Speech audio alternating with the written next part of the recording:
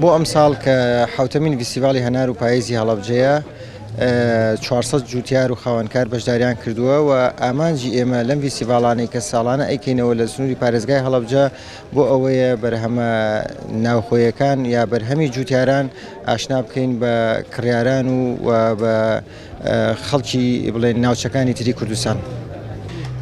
ئەو میوانانەی کە ڕوو لە فیستیڤاڵەکە ئەکەن بەشێکیان دانیشتووی پارێزگای هەڵەبجەن و بەشی زۆریشیان لە پارێزگاکانی تری هەرێمی کوردستانەوە ڕۆەکەنە هەڵەبجە و ئەتوانم بڵێن بەشی هەرە زۆری ئەو خەڵکە زیاتر لە سنووری پارێزگای سلێمانیەوە دێتە هەڵەبجە. بێگومان ئەم فیستیڤاڵە ئامانجمان ناساندنی بەرهەمە کشت و کاڵیەکانە بەگشتی و بە تایبەت بەرهەمی هەنار کە سنووری پارێزگای هەڵەبجە زۆرترین ڕووبەری باخی هەناری هەیە لەسەر ئاستی هەرێمی کوردستان و بەرزترین ئینتاجەیە کە ساڵانە ئەگاتە 30,000 تن.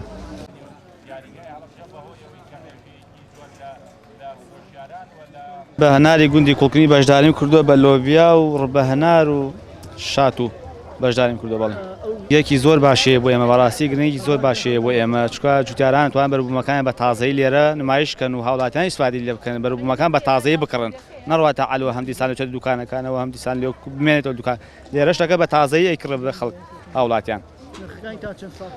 نرخەکانی هەر هیچ گۆڕانکاری بەسەر ناتوە، بگرە لە پار ئەمساڵ باشترە تا پار، ساڵەکانی تۆ کەمترە.